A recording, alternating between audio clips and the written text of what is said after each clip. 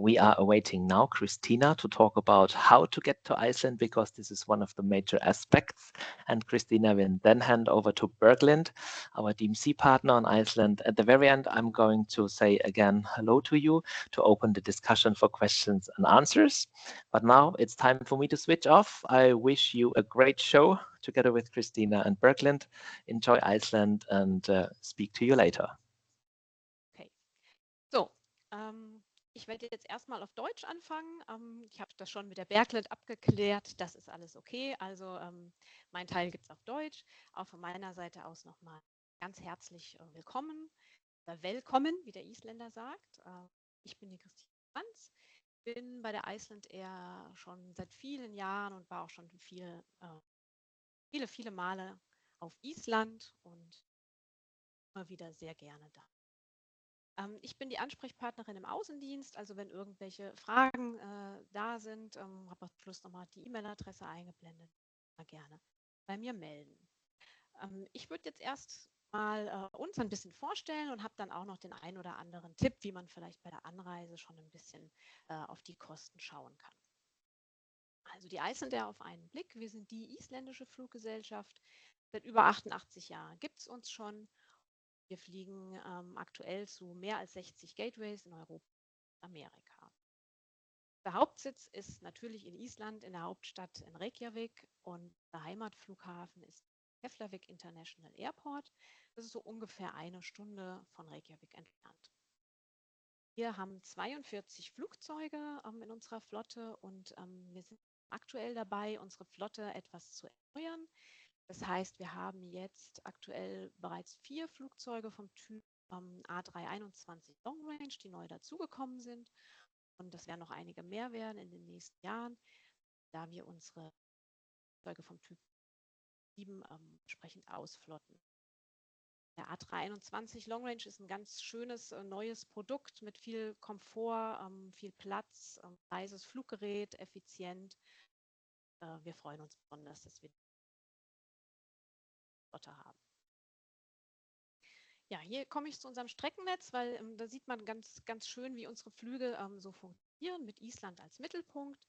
Und ja, das erklärt auch, wie unsere Flieger unterwegs sind. Unsere Flieger sind nach einem 24-Stunden-Rotationsprinzip unterwegs. Das heißt, sie starten alle um eine ähnliche Uhrzeit in Europa, treffen sich dann in Island, gehen dort nach 1 bis 2 Stunden wieder weiter Richtung Nordamerika. Genau. Wer also nach Nordamerika möchte, ist schnell in Keflavik umgestiegen. Keflavik ist ein kleiner, gemütlicher Flughafen mit einem Terminal. Da ist man also schnell wieder auf dem Weg und auch entsprechend schnell hat man sein Gepäck und kann dort aussteigen und dann die Tour in Island starten.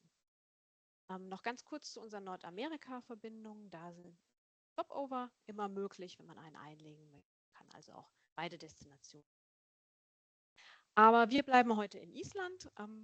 Die Flugzeit nach Island von Deutschland sind ungefähr 3,5 Stunden. Genau, und das sind unsere Gateways, die wir ab Deutschland bedienen. Wir haben ganzjährige Flüge Frankfurt, München, ab Berlin, Zürich. Genf haben wir saisonal dabei.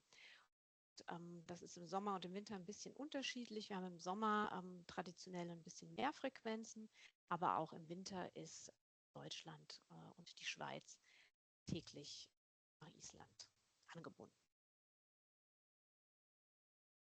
Genau, dann komme ich zu unserem Flugplan in diesem Jahr. Und zwar haben wir in den Sommermonaten an vielen Tagen sogar 2 tägliche Abflüge.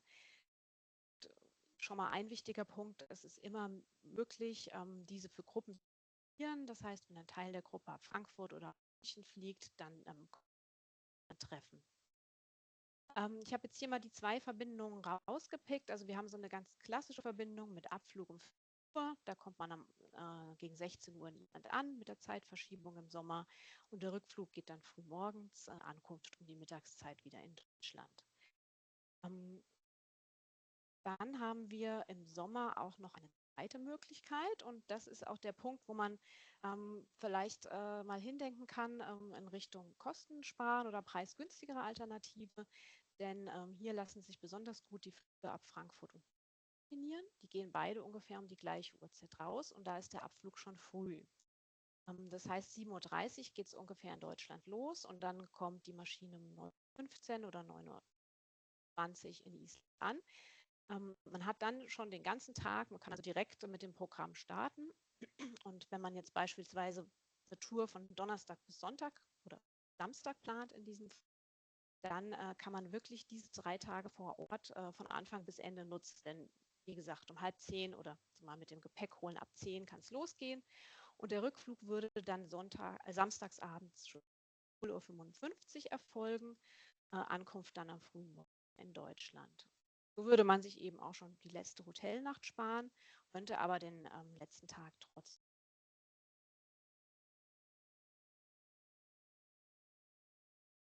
Ja, und dann möchte ich noch kurz zu unserem Produkt ein bisschen was erzählen. Wir haben bei uns 2 Serviceklassen, die Economy Class und DACH Premium Class, das ist unsere Business Class. Die Economy Class, hier hat man auch einen schönen Sitzabstand schon von 8 Zentimetern. Wir haben eine 3-3-Bestuhlung und Sitzplatzauswahl, Handgepäckstück und Aufgabegepäckstück sind hier definiert. Ausgenommen davon ist der Economy Light Tarif, den wir wie viele andere auch anbieten, aber ich sage, der normalen Economy Standard ist definiert. Kaffee, Tee und Wasser ist außerdem dabei. Und man hat immer die Möglichkeit, bei uns kostenfrei auf das In-Flight Entertainment zuzugreifen. Kann man hier auch ganz schön sehen auf dem Bild. Im Vordersitz recht großer Bildschirm, wo man dann die Auswahl an Serien, Blockbustern hat. Man kann sich aber auch schon auf Island einstimmen und ein bisschen was über Island erfahren. Mahlzeiten, alkoholische Getränke und Wi-Fi ist bei uns.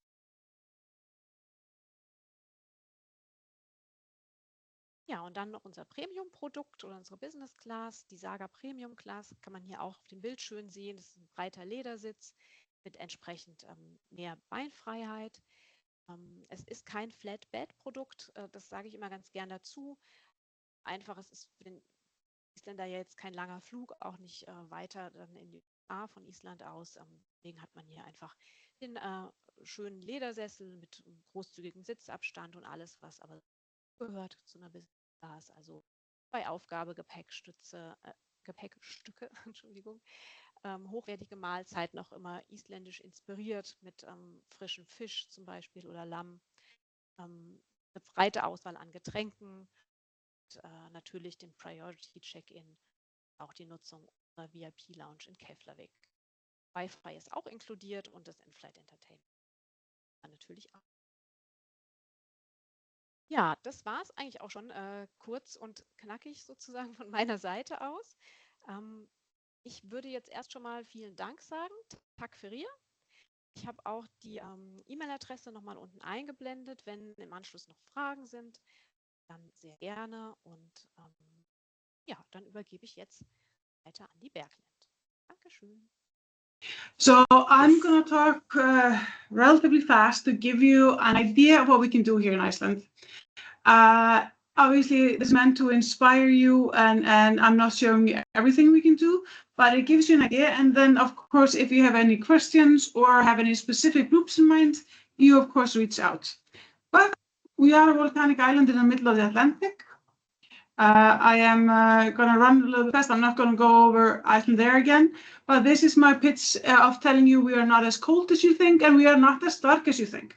So most of my groups will be coming in April, May, and then 2 first weeks of June, and then again mid-September, October, and November. Now, I am going to tell you that if you have an adventurous client, February and March are fantastic months to come. They're really good for the Northern Lights. We still have the snow effect and the winter effect, but we will have Plan A, Plan B, Plan C, and D.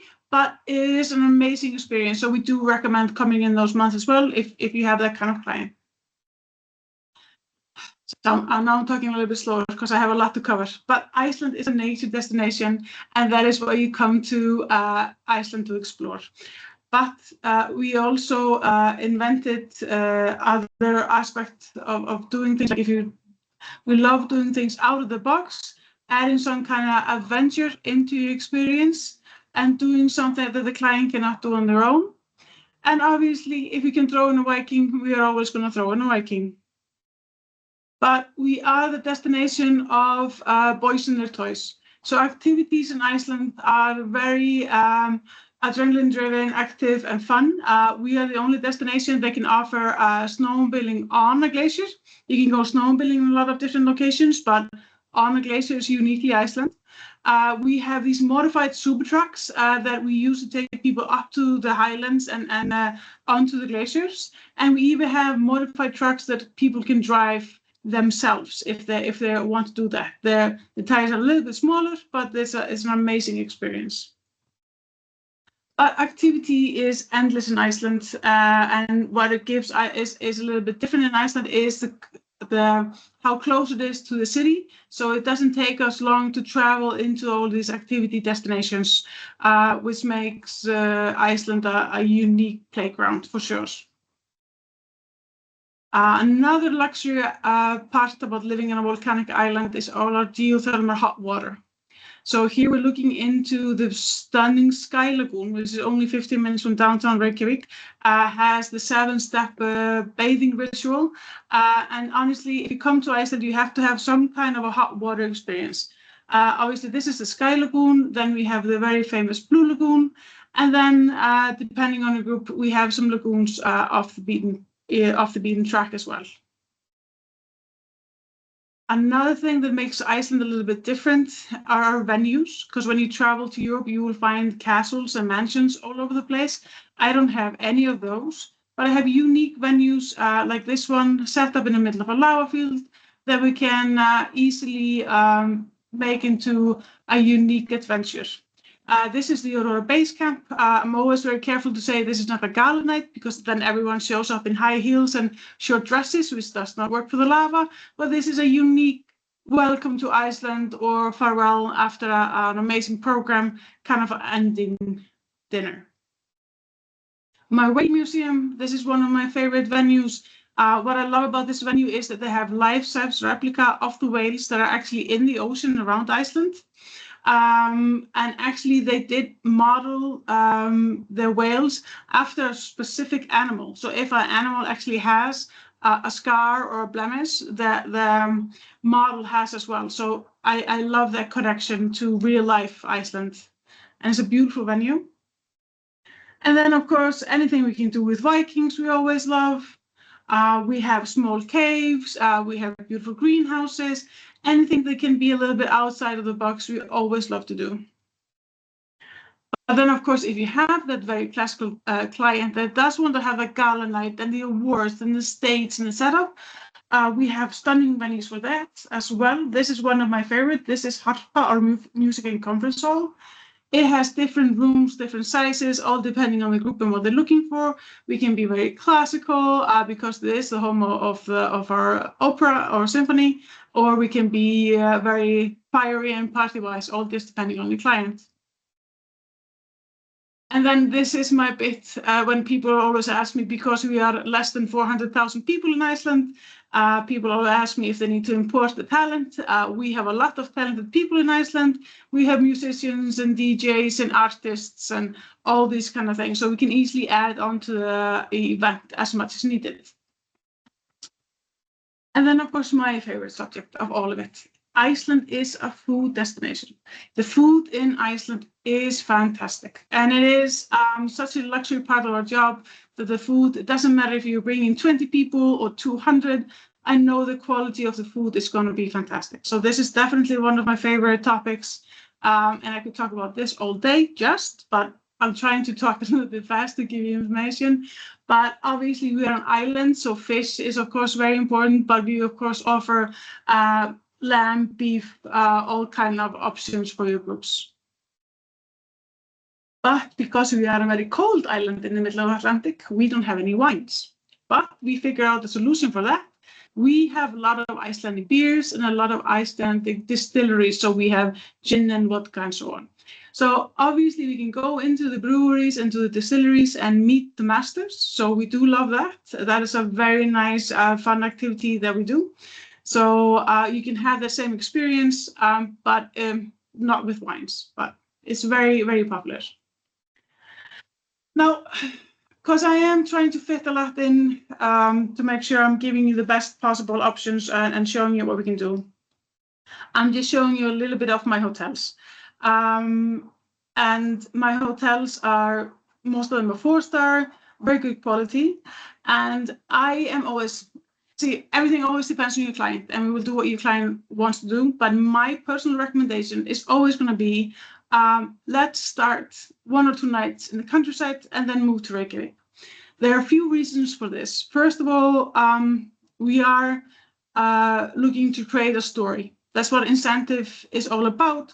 You have people that have worked really hard, they're getting a reward, and you want to create a story. So to bring people from big cities all over the world to a little country that has only about 400,000 people living there, and then bringing them to the countryside where there's almost no one around, is such a fantastic experience.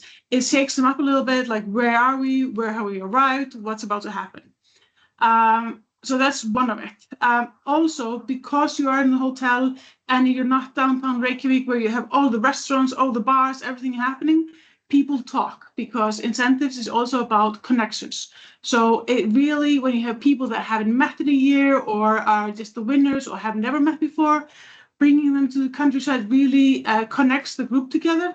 And the whole next days after that is going to be that more impactful for the entire group, because they are connecting. Because like stories and connections, that's what incentives are about. But this hotel, this is one of my favorite hotels in the world. So this is Hotel Geysir.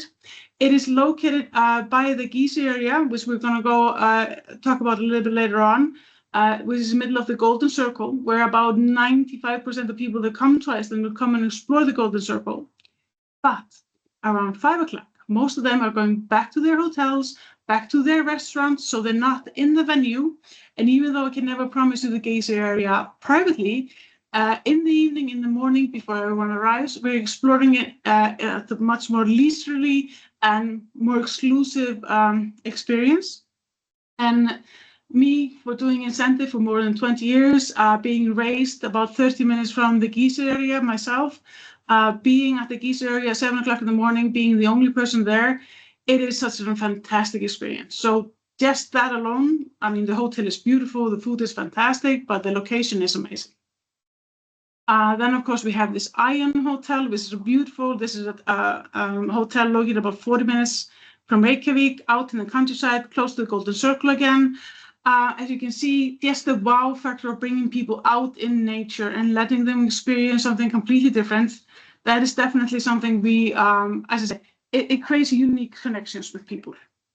But in Reykjavik as well, I have beautiful hotels. Here we have Hotel Saga, great location, downtown, beautiful hotel, which we love to use.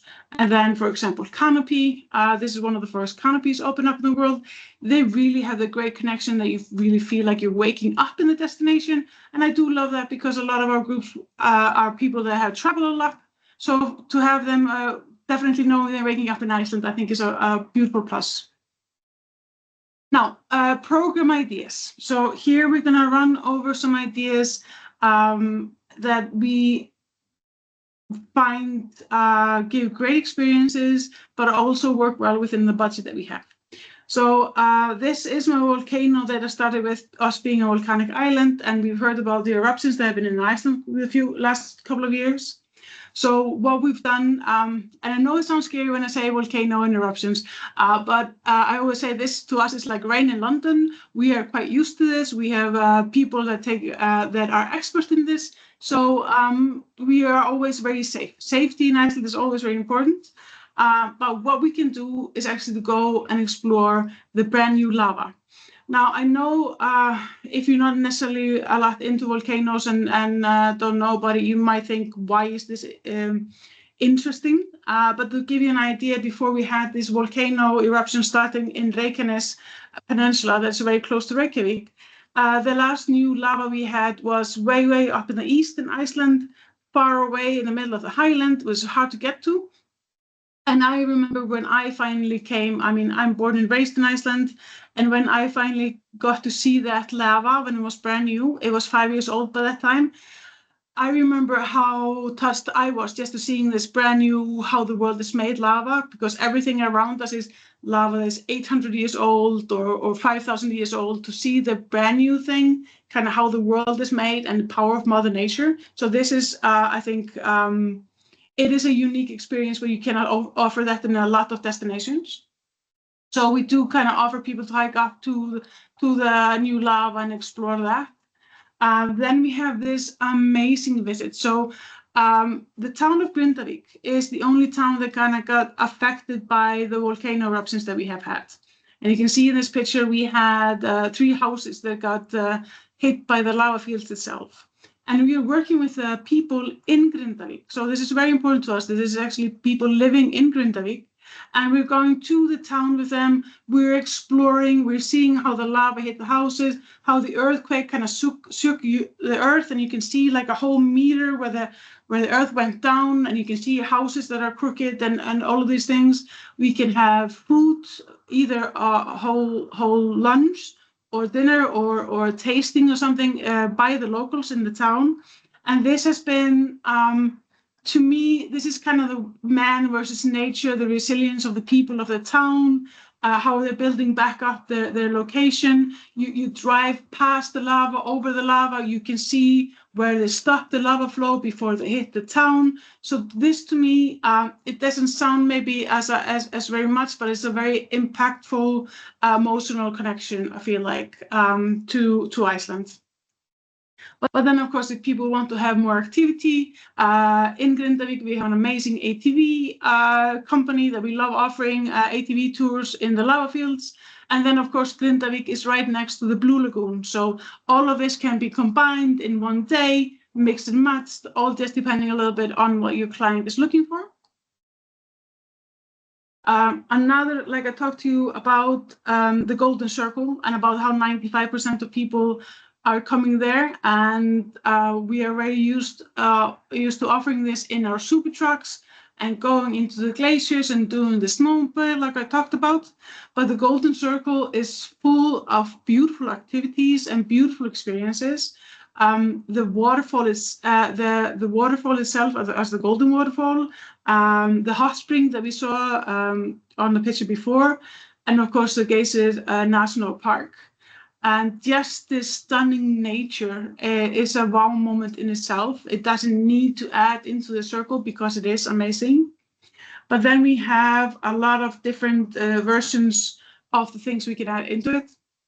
Now, the reason I have a lot of pictures of the Golden Waterfall is, again, I've been doing this for 20 years, and still whenever I go to Gullfoss, I still always take a picture because he's always different. There's always different experiences when you come there. And I always say, the moment I stop taking pictures of the waterfall, I'm gonna start serving in a store or something, because then, but this is, as I say, this is part of the experience. It's always beautiful, it's always different, and it's always a wow moment. But activity-wise, we have this river rafting in the Glacier River. So this is the same river as we have the waterfall in. So this is a very nice, fun activity that we can easily access by buses. So we don't even have to use the super trucks. This has become very, very popular in the last couple of days, last couple of years, is biking. So these are electric bikes. So we can do trails here. And also, we have gotten a lot of more requests regarding hiking. So we can obviously offer hikings in different areas and locations. So that has been very popular. Exploring the lava tunnels. So this is, again, one of those things that I do think is amazing, because if you go and you explore the brand new lava in Grindavík, you see lava that's maybe 6 months old, right? And then you go into the stunning lava tunnels, and here you're exploring lava that 5,500 years ago, we had glowing magma running through here, and now we have these stunning tunnels. So it really shows you kind of how the world is made. So I always love it when I can people with nature, and this is definitely one of those locations. Then, of course, the Icelandic horse. Now, I always say, if you call it a pony, I cannot guarantee your safety in Iceland, because Icelanders are very proud of this Icelandic horse, and he is a horse. He has 5 gates. He's very sturdy. He came over with the Vikings. So we do have options where you can have these private kind of horse shows, show you the gate, show you just the quality quality of the Icelandic horse, and then go and you can meet the horse, you can have a drink before, and all these kind of beautiful things you can do. And then, of course, kayaking. Kayaking, I think, is a little bit underrated when it comes to incentives because it is an amazing activity. It is a lot easier than people think. And people sometimes don't want to do the river rafting because they think it's so difficult, which it is not, especially not in Hvítá. And then kayaking, it is one of those connecting to nature activities, which I think Iceland is the perfect destination for.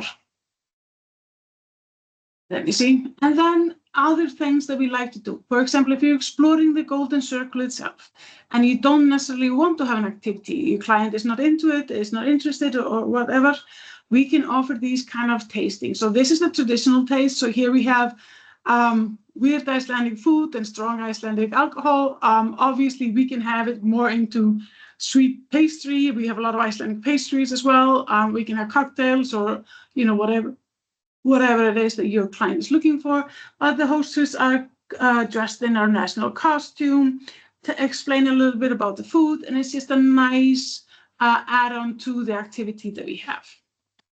We can also combine it with our strongman show. Per capita, Iceland is the strongest population in the world because we won the strongman competition quite often, so they will come, they will interact with the group, they will do a little bit of they will show some of their equipment and people will work with them. To be honest, a lot of it is photo shoot, a lot of it is people take photos of them with the strongman, but it is a lot of fun, a lot of interaction, and it's just always such a fun, unique experience. I think it really fits Iceland as well. And then because we always like to think about sustainability and nature in Iceland, we do offer this plant a tree experience, which is both, it's cost effective, it is good for the environment, because if you think about sustainability projects in Iceland, planting a tree is something we are definitely doing ourselves, and we always love help getting that. And this is the Icelandic birch tree, which is the tree that we're trying to get connected to. We're trying to regrow that from the Vikings. Adding on to a little bit of the lagoon. So I already showed you the Sky Lagoon and the Blue Lagoon. Now, obviously, these are amazing lagoons, and they are very well known in Iceland, and people know about a lot of them. But obviously, sometimes they are a little bit more expensive. Other lagoons that we have are like this. This is the beautiful River Lagoon located in the Golden Circle. And just to give you maybe a little bit of price point, while the Blue Lagoon and the Sky Lagoon are somewhere around 100 euros. We are looking into the River Lagoon, and then the stunning Fontana as well. Here we're talking about maybe 60 to 50 euros. So I will always say it's always very important to have a dip in the lagoon, have a hot water experience in Iceland, because this is a very Icelandic tradition and something we do quite a lot. But also, it doesn't have to be the lagoon everyone knows about. We can show the group that we know something unique and different that they would not have known beforehand. Now, Reykjavik, this is our capital. With a little bit less than 400,000 people living in Iceland. Reykjavik itself has about 130,000 people living there. Total capacity of the capital area is about 220,000. So you see most of Icelanders live in Reykjavik, and even though it's small, we like to call it our city, but it's a very vibrant, modern city. So it's easily walkable, easily enjoyable, and we prefer to have some time off in the city to explore on their own. But its city itself has a lot of amazing activities. One of the things that we love to do, and like you maybe heard me talk about food, but I really love the food option here. I love having the food tour for lunch in one day. Let's say we start around 11 o'clock. The food tour is then done around 2, and then people have a bit of free time before the dinner event. It is an amazing way to connect both walking around the city to get to know it, and obviously having lunch. So that's two birds and one stone. So I love that part. Obviously, we have bike tours around the city as well. That has been growing in popularity. Obviously, we can do walking tours. That is not a problem. But the bike tours have grown quite a lot. So you get to see a little bit more because you can cover more distance when you bike. So it's definitely a fun version to explore the city. Whale watching, always very classical in Iceland. The high season for that would be April to October, even though they do offer it all year round. But April to October are definitely the best years to go and explore the whales. And easy access, you can walk to the whale watching companies from most of the downtown city hotels. So we don't need transfer. We only just go and walk to our whale watching company. Takes about 2.5 to 3 hours, and it's a great activity to offer. And then we come again to the beer tasting and the distillery tasting. So both of these locations have venues close to Reykjavik. It's a fun activity. It's interactive. It always makes people, well, alcohol almost always makes people happy, but makes people connect and talk. And tasting is always a fun activity to have. And then this is kind of our Viking city quest. So again, it comes down a little bit to the food and traditions and so on, and we can kind of tailor make it into whatever your client is looking for. But it's a great way to actually get to know the city, move around the city. Sometimes you want them to move around in teams. Sometimes you just want to give people some ideas to go when they have a free afternoon. But we can tailor make it into whatever it is that your client is looking for. And it really, as I say, because the city isn't big, so after maybe 2 hours, you kind of feel like a local already. So it gives people a great insight into where we are. Now I'm just a little bit coming back to the hotels in the countryside. Now, again, I am going to say this is my personal preference because I really think that giving people a different welcome to Iceland is a wow effect for sure. But also my hotels in the countryside are always a little bit more cost effective. So we get more value for money. We're closer to the activities. We don't have to drive as far. So those are definitely something we always recommend. This is the beautiful Hotel Grímsborgir. Here, actually, the nice thing about this one, if you have a smaller group, you can kind of privatize the house that you have. So that makes a lot of fun. So we can have maybe their own private bar that we bring in, which is always going to be better value than buying at the hotel bar. So a lot of fun ways we make sure we're getting the most out of the buck in Iceland. And then this is the Glacier Lagoon Hotel. It's a little bit further out, but again, stunning hotel in the south side of Iceland. So this was me talking very fast. Norman, I hope I wasn't too late. I was trying to get it all within 30 minutes. But this is an idea of what we can do. This is not everything. And we are always very happy, like show me the budget that you have. We'll make a program to kind of fit what you're looking for. And then, of course, we can always have a good conversation about what it is that you're looking for. Thank you so much, Norman. Thank you very much, Berglind, and also thank you very much, Christina, for giving us insights and your expert view, showcasing Iceland as a wonderful destination. I have one question which might be interesting. Of course, I prepared some questions. Since the topic of this webinar was talking about running events with also a little bit smaller budget. Berglind, just give us a number, an idea. How much budget per person do I need to run a basic program for an incentive, let's say 3 nights, and with basic, I mean, it's still a great program, like out of the box, but not as super fancy because we know the sky is the limit. But talking about basic, what do you think is the minimum that we need to budget? So if you're looking at a program, let's say coming in April, like April, May, I get really good prices at the hotels and so on. Then I would say somewhere around 2,500 euros per person is very good. we can run a program for under 2,000, but then we're cutting it a little bit thin. But around 2,000, 2,500 is a really good start. As I say, sky's the limit. I can easily run you a program for much more than that, but it definitely 3 nights, especially if you have 1 or 2 nights in the countryside. And I say, even though I am presenting that here as because it is more value for money, because my hotels in the countryside are often with better prices, it is really a unique and a wonderful way to start the adventure in Iceland. Okay, great. Yeah. No, thank you so much. I think that helps for the understanding. And yeah, since we are all more or less price sensitive, it's always good to know a house number and to talk about how much it will cost, more or less. Definitely.